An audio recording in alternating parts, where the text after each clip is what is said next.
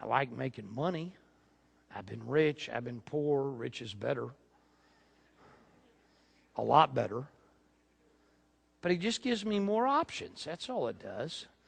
Getting rich doesn't inspire me. There's other things that inspire me. So whatever it was that you just tapped into when we were talking a second ago, that is the part of you who is inspired. And that's the part I think you have to keep tapping back into. I think you have to keep tapping back into what inspires me, what juices me. And so thank you for letting me be a part of that. I'm going to keep going. I'm going to talk for a second because I told you one of my heroes is a guy named Warren Buffett. I'm going to give you some quotes from Warren Buffett. They'll come up here on the monitor. Critical thinking time. Here's what Warren Buffett said about critical thinking time. All man's miseries derive from not being able to sit quietly in a room alone. An investor who is encouraged by his advisors to do a deal responds much as a teenage boy who is encouraged by his father to have a normal sex life. It's not the push he needs. I think that's true. Here's what Warren Buffett has to say about conflicting thoughts. Why shouldn't we invest? Do all your thinking before you do the deal. Imagine all the things that could go wrong because they probably will. Optimism is the enemy of the rational investor. Now, look, I'm all in favor of intention. I love The Secret. But at the end of the day, what's getting taught is not the law of attraction. The law of attraction says you move towards it. You can't sit in a room all by yourself, and you can't sit in a room all by yourself, lock all the doors, and somehow presto bingo, hocus pocus, there's going to be a big old pile of money or a beautiful spouse sitting next to you. I mean, that ain't going to happen. Come on. We were teaching in London, and this woman came up to me and said, it was this business mastery program that I teach, where I teach critical skills and tools, and it's always 2 sessions. There's a first session, and then a little bit of time goes by, and everybody goes and does work, and then we do another session.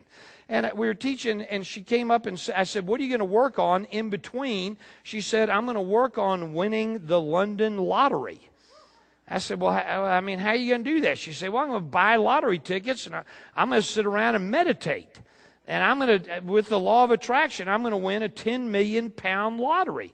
I said, look, her name was Sylvia. I said, Sylvia, that's a great plan. Can we have a plan B just in case? I mean, because I do believe in the law of attraction. I really do. But I also believe that there's a big difference in the skills and tools it takes to make money and the skills and tools it takes to keep it. Those are 2 entirely different sets of skills. I know a lot about making money, and this time around I'm learning how to keep it. This is my 3rd fortune. I want to avoid pissing those things away. I mean, it takes a lot of work to do that.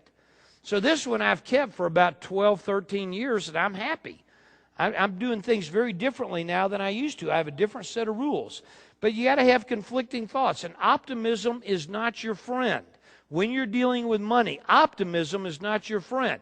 Warren Buffett on intellect versus emotions, he says, ignorance, when mixed with greed, is the stuff financial disasters are made of.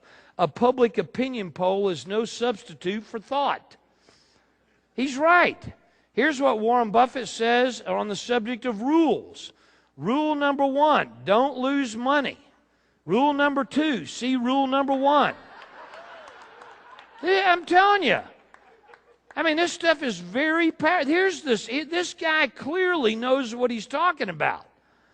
I mean, if we're going to emulate somebody, let's emulate somebody that's eating his own cooking, right? Does that make sense? I mean, when you think about it, there's 2 kinds of hay. There's hay before it's been through the horse.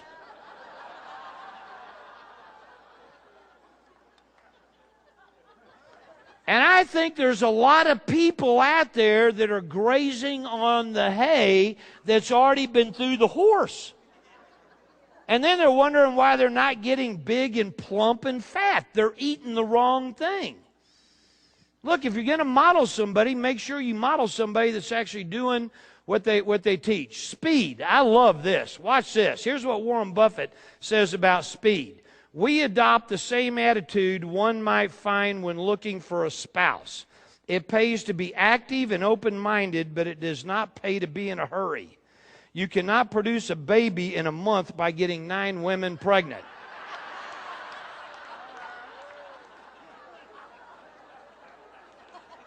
Now, this is true. This is true. I like this. Stupid and small. Here's what he says. In my world, little things really do matter. An undisciplined mind in small things will also be an undisciplined mind in large things.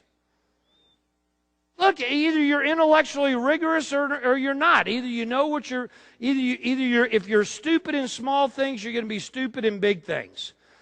Let me talk for a second about mastery and about core competence. In fact, if you look back at our roto block, here's what he says about core competence. This is Warren Buffett. The greatest personal fortunes in this country weren't built on a portfolio of 50 companies. That's the Noah's Ark way of investing. They were built on one wonderful business, almost without exception. When they strayed from that wonderful business that made them rich, they ended up losing money. That's what Warren Buffett has to say about core competence. What don't I see? Here's what Warren Buffett says. A pin lies in wait for every bubble. And when the two eventually meet, a new wave of investors learn some very old lessons. I think it's absolutely true. Look, if you're going to listen to somebody, don't listen to me. Don't believe me. Let's believe somebody who started with zero and in his lifetime created $45 billion of real live money. Last year, $100 million a week. A week! Clearly, he knows something and is doing something the rest of us aren't. Look at Rotoblock. Remember Rotoblock? You remember that? That little engine that could? Let's think about our investment. Whether you put down $0 or $1,000 or $5, I don't really care. I'd be curious how many people said that they would do 0. Let me see those hands. Good for you. How many people said they'd do something? All right, good for you. This is a learning opportunity. Let's look at Rotoblock in light of what we just talked about. Did we have any thinking time? No. Did we have clarity on the problem? No. Did we have any conflicting thoughts?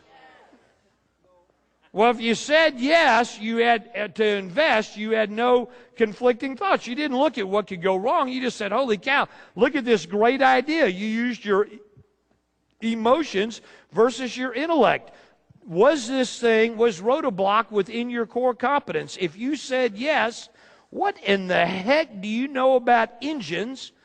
What in the heck do you know about startup businesses? What in the heck do you know about India and China? What in the heck do you know about ethanol? I'm going to tell you right now, the deal that I showed you is a real deal, only it wasn't sent to me. It was sent to somebody else, and they sent it to me to use as an example when I teach. You should not. Everybody look at me. Look at me. Whatever you do, do not go out and buy this stock. Don't do that.